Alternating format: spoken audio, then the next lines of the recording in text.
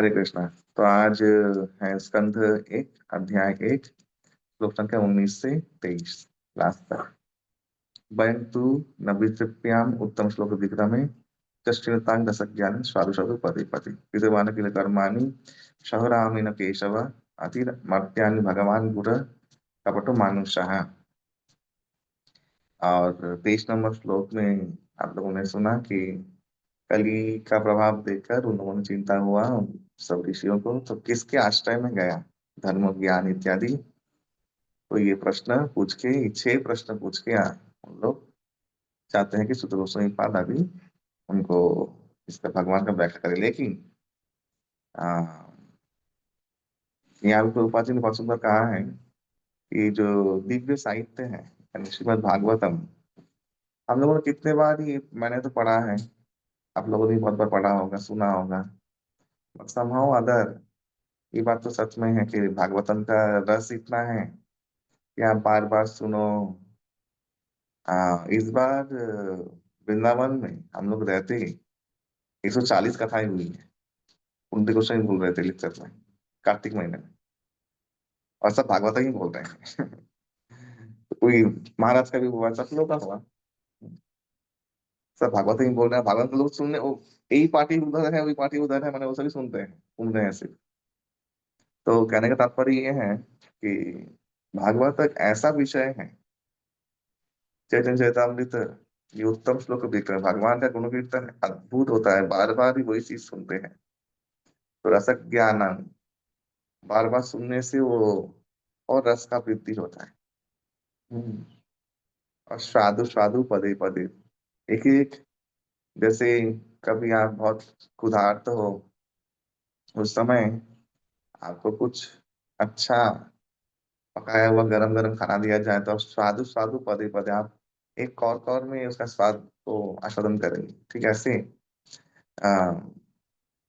जब आपने भक्ति शुरू किया था, अब जो आपका स्थिति है, तब जब आप सुनते थे, तब जो लेवल था, अब आपका जो लेवल है, उसमें बहुत अंतर है। और अभी आप इसको साधु साधु पदे पदे, दिन पर दिन, जितना पदे पदे का अर्थ एक्चुअली ये है कि जितना दिन जाएगा उतना उसी चीज को आप और अलग से स्वाद करेंगे, एक ही चीज को। हम्म। जैसे ये जो आप सुन रहे हैं अभी, फिर और कुछ साल बाद धवंजा सुनेंगे, वही कुछ समय जब अतिक्रम होगा, उसी चीज को फिर नया रस से आप समझेंगे और नया रस आपका अनुभूति होगा। हाँ। ये भगवान की दिव्य लीलाओं का माने अद्भुत वर्णन, माने चरित्र है। इसलिए भगवान का दिव्य लीला, स्पेशली भागवतम जो सब श्रीला व्यासदेव के द्वारा दिया गया है, उस श्लोकों में जादू है, मैजिक है। हाँ, हमारे गुरु महाराज हमेशा कहते हैं कि भागवतम के श्लोकों में मैजिक है। ये श्लोक का उच्चारण गायन जहाँ पे होगा, वहां से नेगेटिविटी तुरंत भाग जाएगा। जो लोग चाहते हैं ना, बोलते हैं कि हमारे घर में ठीक नहीं चल रहा है, कुछ नहीं चल रहा है, इसका उद्गान करो, भागवतम का उद्गान करो, पूजा करो, भागवतम पढ़ो, जितना नेगेटिविटी है सब चला जाएगा घर से। घर से क्या, पूरे शहर से चला जाता है ठीक ठाक भागवत ज्ञान यज्ञ पारायण हो। क्यों? क्योंकि ये भगवान की दिव्य गुण कीर्तन महिमा है। और मेन जो विषय वस्तु है भागवतम का, प्रश्न के अंदर कृतवान किल कर्माणि सह रामन केशव अतिमर्तानि भगवान गुरु कपट मानुषः। ये जो भगवान अतिमर्तानि, राम, रामायण मन बलराम जी, सह केशव भगवान, हम्म, इनका जो दिव्य लीला है बलराम जी के साथ भगवान कृष्ण का, क्योंकि ये लोग मनुष्य के कपट रूप में आए हैं, बट ये भगवान अतिमर्तानि दिव्य है, इनका लीला हम लोग को सुनाएंगे। तो स्पेशल भागवतम का मूल विषय वस्तु ये है कि सह रामेण केशव, इस दशमस्त विशुद्ध, दशम स्कंद जो है आश्रय, आश्रय जो चीज है, ना ही सर्ग उतना इम्पोर्टेंट है, ना ही विसर्ग उतना इम्पोर्टेंट है, ना ही आपका स्थानम पोषणम, पोषणम इम्पोर्टेंट है अवश्य, स्थानम उतना इम्पोर्टेंट नहीं है, उतय और भी इम्पोर्टेंट नहीं है, मनवंतर, ईशानु कथा में सब लोग ही, सब सभी ईशानु कथा है, आ गया। निरतो मुक्ति, मुक्ति निरत इतना इम्पोर्टेंट नहीं है। तो आश्रय और पोषण, ये जो विषय है भागवत का, एक बहुत बहुत इम्पोर्टेंट। तो इसलिए दशम दशमस्थ विशुद्ध, दशम जो है, दशम अध्याय, दशम स्कंद जो है, वही इस चीज का उत्तर है। स राम न केशव, भगवान बलराम के साथ भगवान श्री कृष्ण का दिव्य लीला। और लास्ट में कलयुग के प्रभाव को देखकर जो दीर्घ चक्र यज्ञ उन लोग कर रहे हैं, उसमें तो भगवान कथा सुन रहे हैं, तो गुरु ही योगेश्वर कृष्ण ब्रह्मण्य धर्म वर्मणि स्वाम काष्ठाम अधुना उपति धर्म कम शरणं गतः। क्योंकि परम सत्य योगेश्वर श्री कृष्ण अपने निज धाम के लिए प्रयाण कर चुके हैं, अतः कृपा करके हमें बताएं कि अब धर्म ने किसका आश्रय लिया है। किसका आश्रय लिया है? श्रीमद् भागवतम का आश्रय लिया। इसलिए कलिकाल में भागवत धर्म ही, आप जाने कि वही सत्ययुग में, त्रेता में और द्वापर में जो धर्म का स्वरूप था, वो समस्त स्वरूप पूर्ण रूप से भागवतम में समा गए। किसकी शरण लिया? तो उसके उत्तर में वही बोलेंगे कि नष्ट करो दिशा में पुराना मरकम अधुना उदित। कि जब धर्म ज्ञानादि भी सब भगवान चले गए ऊपर, धर्म ज्ञान इत्यादि लेकर, तब आ, कलयुग का ये नष्ट जो वृत्ति है वो देखकर फिर भगवान अवतरित हुए पुराण अर्क, पुराणम अर्कम, अर्कम मान सूर्य। हाँ, अधुना उदित, अधुना माने अभी। फिर वे प्रकट हुए श्रीमद् भागवतम के रूप में, और फिर भागवतम के माध्यम से धर्म का सही स्वरूप निहित हुआ। तो कुली काले जहाँ धर्म नामे चले, भागवत कहे तहाँ परिपूर्ण छले। भागवतम धर्म इलावा जो कलिकाल में धर्म का स्वरूप होगा, वो छल से परिपूर्ण होगा, और वो आ, सम्यक धर्म का स्वरूप नहीं होगा। उसी धर्म में एक धर्म आता है, वो वर्णाश्रम धर्म। इसलिए वो वर्णाश्रम धर्म का स्वरूप भी विकृत है, अब आप लोग देख ही रहे हैं। उसी धर्म में एक धर्म आता है राजधर्म, राजधर्म भी विकृत है। राजा ही नहीं है, क्षत्रिय लोग नहीं, सब शूद्र लोग क्षत्रिय बने, उनके पोस्टर बने हुए हैं, तो अवश्य ही है। तो इसलिए धर्म केवल भागवत धर्म रहेगा। हाँ, केवल। और इसको कलयुग, जो इस धर्म को पालन करेंगे, जो धर्म चलेंगे, कलयुग इसका कोई नुकसान नहीं कर पाएगा, कलयुग का प्रभाव इस पूर्ण रूप से नहीं आएगा। यही श्रीमद् भागवत का संपूर्ण महिमा है। हाँ, होली काले जहाँ धर्मों में चले, कलि रूप में जो धर्म चलता है, भागवत कहता है परिपूर्ण छले, भागवतम कहता है वो परिपूर्ण छल में, छल में परिपूर्ण है। क्योंकि रियल धर्म क्या है, वो भागवतम में समेट गया है, भगवान खुद प्रकट हुए। इस श्लोक का बहुत गुरुत्वपूर्ण तात्पर्य है। धर्म ज्ञान आदि भी सब भगवान चले गए, और पुराण रूप में भगवान अवतरित हुए, वही धर्म को लेके, वही ज्ञान को लेके। भक्ति, भक्ति जाजन बंधा होता है अगर ज्ञान का चर्चा नहीं होगा, अगर वैराग्य नहीं होगा। ज्ञान और वैराग्य भक्ति देव के पुत्र हैं। सम्यक भक्ति जाजन माने ही विज्ञान और वैराग्य युक्त होगा। और बंधा भक्ति यानी जो उत्पाद करती है वो भक्ति, वो क्या है? वो ज्ञान वैराग्य रहित होगा। जब ज्ञान वैराग्य हृदय में नहीं होगा, तो वो भक्ति, वो छल भक्ति का रूप धारण करेगी।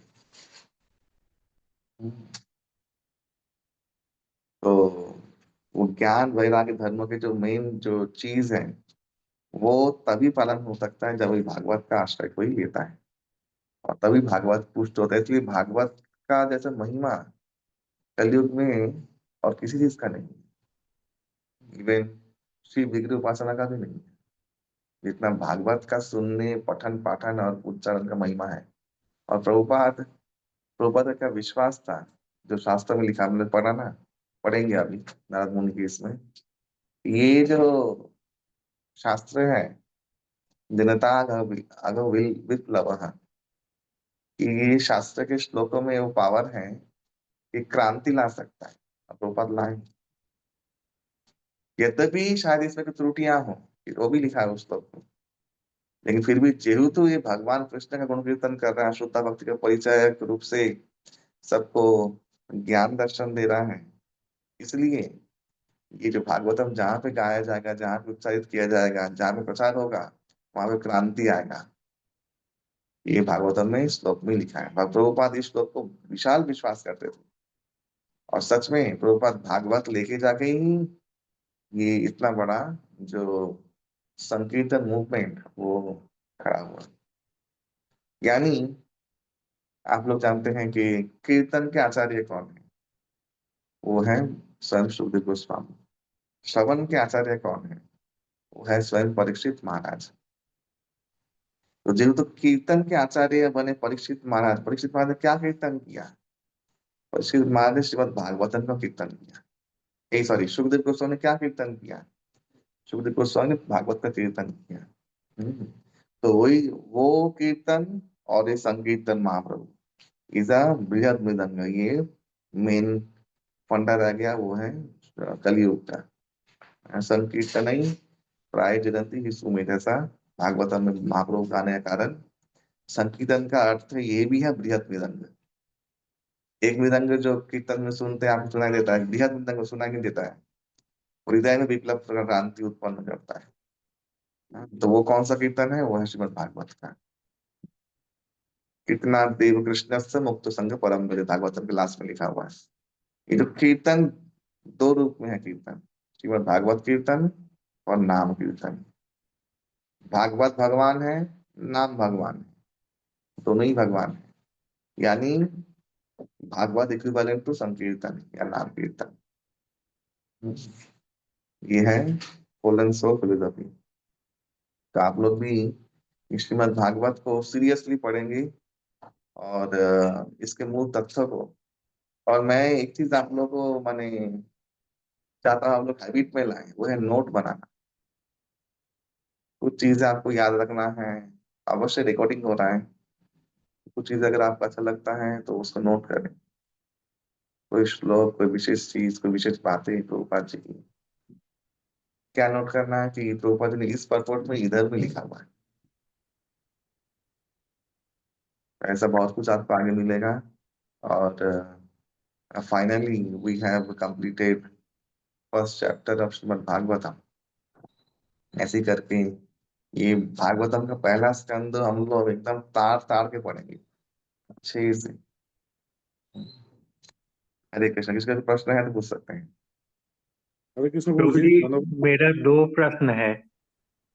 पहले पहला तो प्रश्न ये है कि नैमिषारण्य में ये जो कथा चल रही है, ये किस युग में हुआ था? द्वापर युग में या? द्वापर में शुरू हुआ था न, कलयुग तक चला था। तो प्रभु जी ये कहते हैं कि द्वापर में मनुष्य की आयु 1000 वर्ष है। तो ये 1000 वर्ष तक जब ये चला, तो थोड़ा सा इसमें मुझे ये लग रहा था क्या कैसे है? ना, शुरू हुआ तो द्वापर युग में ही, हाँ। कलयुग के प्रारंभ तक ही चला। तो 1000 वर्ष जब आयु ही होती थी प्रभु जी, तो 1000 वर्ष तक ये कथा कैसे चली? अब सारा आयु सुने वो लोग। हम्म।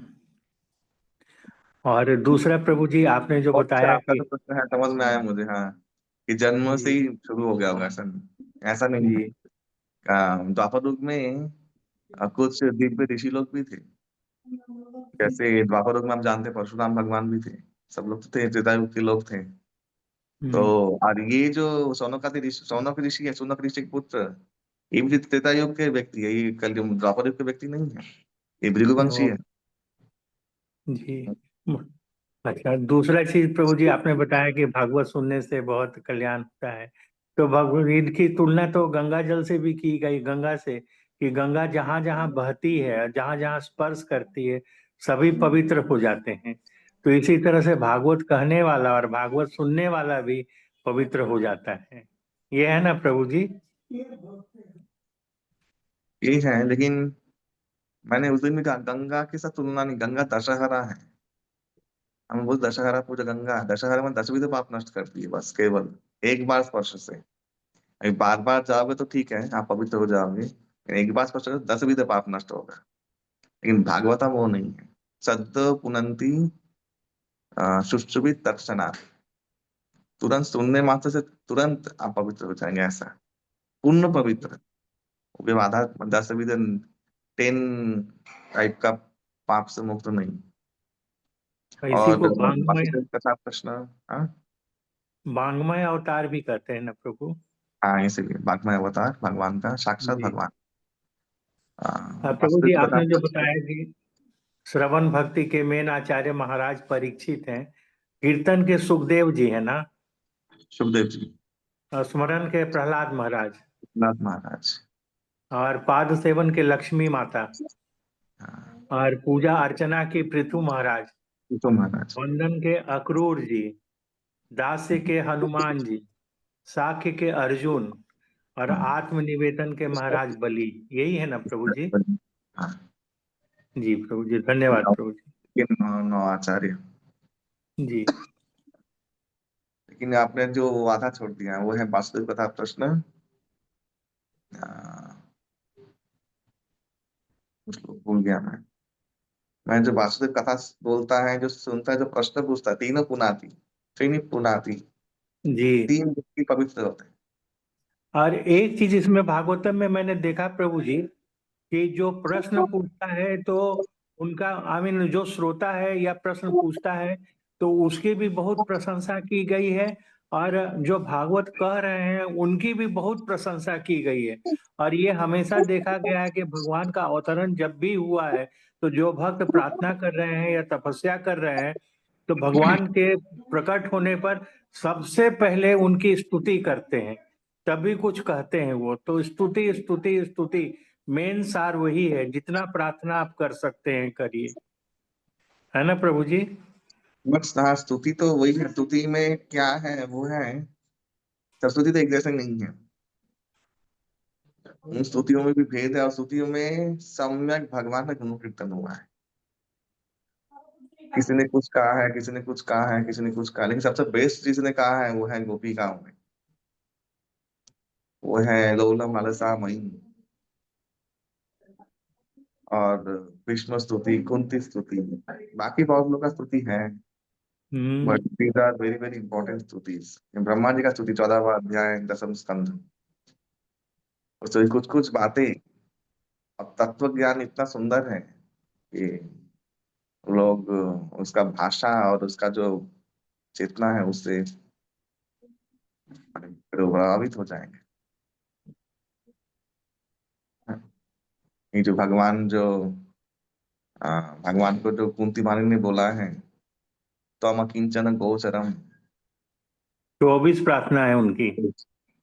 त्वम अकिंचन गोचरम अकिंचन गुणवृत्त है, दोनों श्लोक माने एक साथ ही है, आगे पीछे। तो ये जो अकिंचन गुणवृत्त है भगवान को इतना प्रिय लगा हमें, और सब साधु लोग आज भी कुंती मारने का त्वम अकिंचन गोचरम का इतना इतना व्याख्या करते हैं, इतना सुंदर व्याख्या होता है। तो वो प्रार्थना जो है वो भगवान के द्वारा स्फुरित हुआ उन्होंने भक्तों से, और स्पेशली वो भगवान का ही एक अलग अलग डायमेंशन में उनका जो गुण है, उनका अलग अलग छवियां जैसे लगी हुई है, उनको व्याख्या किया है।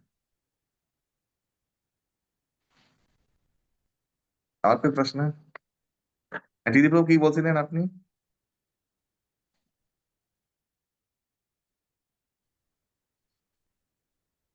दीदी हरे प्रभु। कृष्ण प्रभु, दंडवत प्रणाम। হরে কৃষ্ণ প্রভু। हाँ, কি বলছিলেন আপনি? এই প্রশ্নটাই জিজ্ঞেস করছিলাম যে 1000 বছর ধরে যখন পাঠ হয়েছে তাহলে শুরু থেকেই কি জন্মের শুরু থেকেই সবাই স্টার্ট করেছে, সেইটাই জিজ্ঞেস করতে। আপনি তো বলেই দিলেন উত্তরটা। हरे कृष्ण प्रभु, हरे कृष्ण। दंडवत प्रणाम। मुझे है कि 1, 2, 3 और 11 और 19 नंबर श्लोक याद करना है। 10 10 10 और प्राणाल पशु वो वाला। अच्छा, हरे कृष्ण, दंडवत प्रणाम। और किसी भी प्रश्न है तो पूछ सकते हैं, नहीं तो हम लोग आयुष, सॉरी। प्रभु जी, एक क्वेश्चन था। आपने स्टार्टिंग में जैसे बताया था ना कि ये ब्रह्मनिष्ठ लोग ही इसका गान कर सकते हैं भागवतम का। और सुखदेव गोस्वामी जी जब प्रकट हुए थे तो वो ब्रह्मनिष्ठ थे और ज्ञान से संपन्न थे। तो मेरा क्वेश्चन था कि जो मतलब पहले से ही ज्ञान था जिनको, तो वो मतलब निर्गुण ब्रह्म में क्यों थे, वो सगुण में क्यों नहीं थे उस समय? बहुत अच्छा प्रश्न।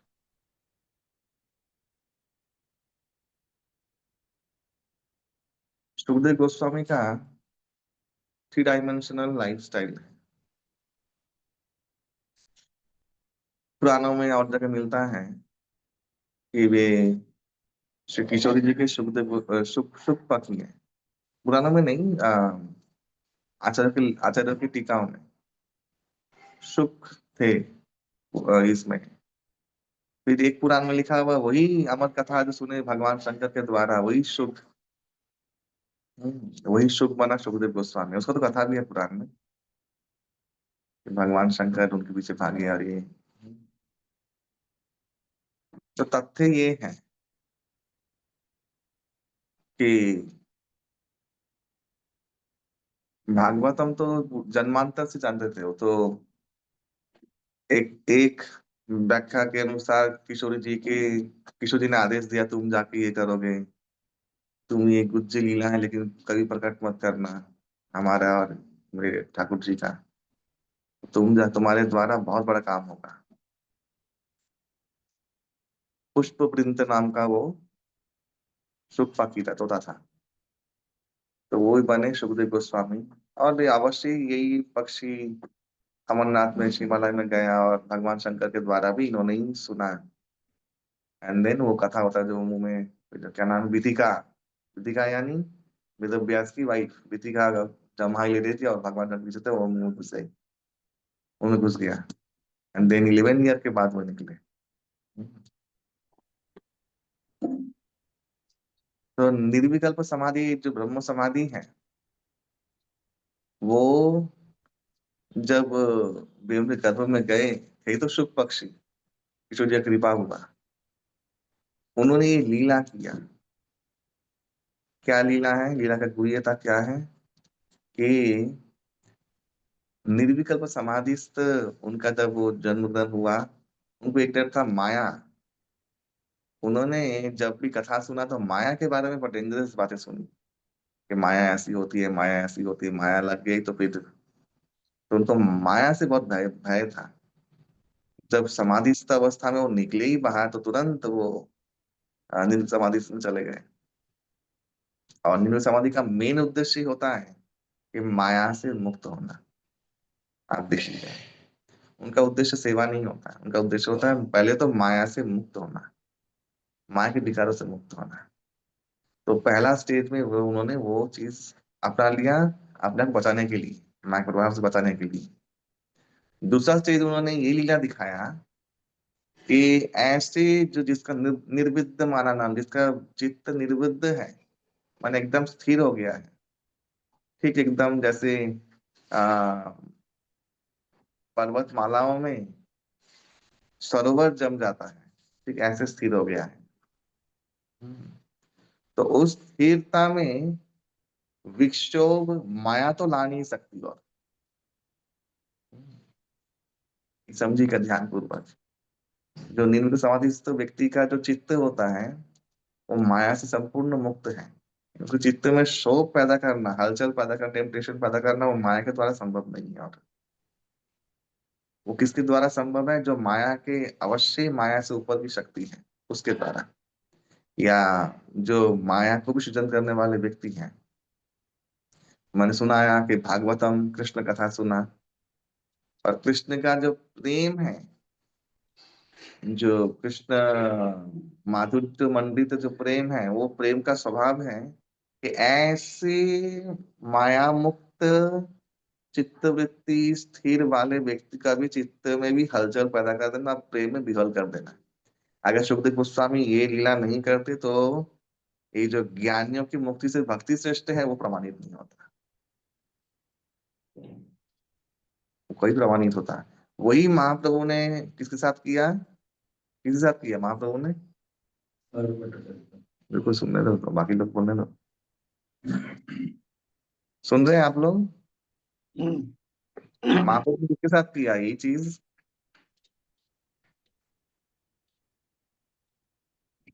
हाँ, लोग बोल रहे हैं मेरे साथ तो नहीं किया। प्रभु जी शायद सार्वभौम भट्टाचार्य जी। एग्जैक्टली यही बच्चा सिर्फ पढ़ता है, मैं देखता हूँ। भट्टाचार्य जी के साथ यही चीज किया।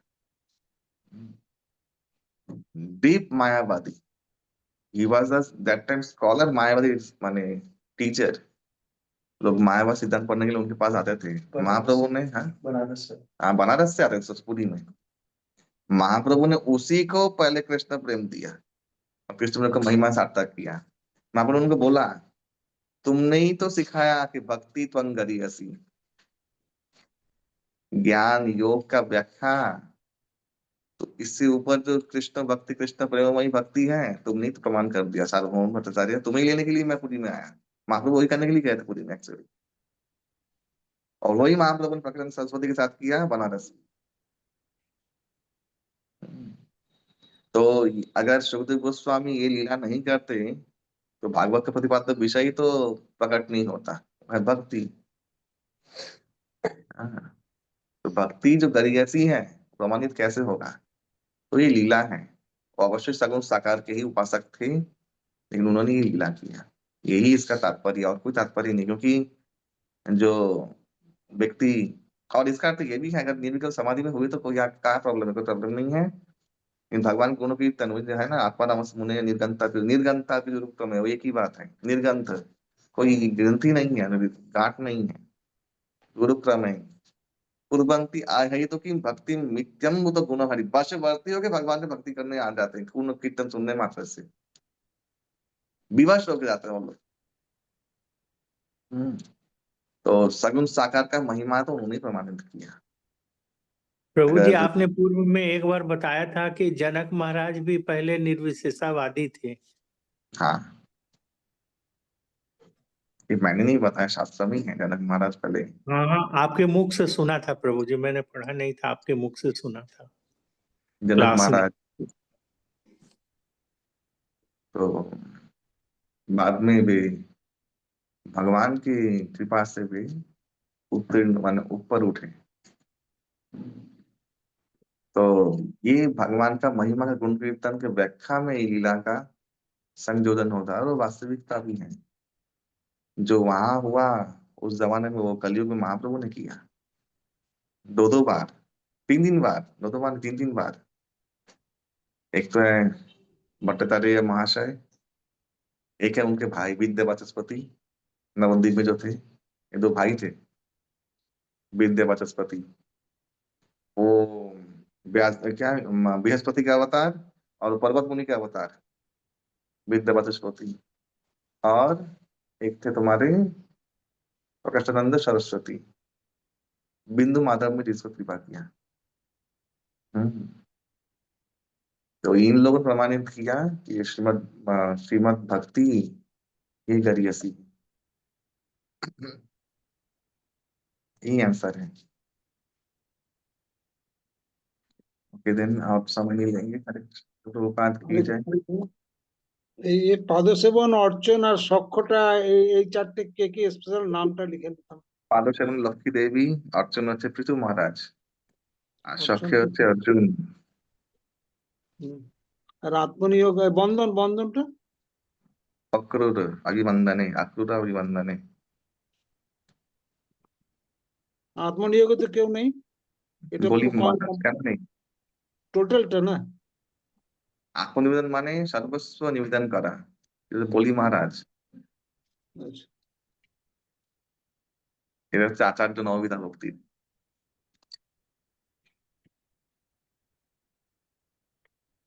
ঠিক। परीक्षित महाराज का एक नाम है विष्णुदात, विष्णुदाताय। तो यही मेन नाम है विष्णुदात, ऋषियों ने यही नाम ही दिया था। परीक्षित नाम पड़ा उनका, वो गुण देखो इक्षित, वो सब भगवान को गर्भ में देखे तो वही भगवान को खुद खोद रहे थे बाहर, तो नाम हुआ परीक्षित। हाँ, उनका और नाम सब हर एक्चुअली जगह वो परीक्षा लेते चलते थे। जो उम्र में उन्होंने देखा था, दर्शन किया था, कि सभी में देख खोजते थे कि यही तो नहीं है, यही तो नहीं है, यही तो नहीं है। है ना प्रभु जी, इसीलिए परीक्षित नाम पड़ा। उनका नाम परीक्षित था, नाम था विष्णुदास। हरे कृष्ण, प्रभुपाद की जय। हरे कृष्णा प्रभु जी, दंडवत प्रणाम। हरे कृष्ण प्रभु जी, दंड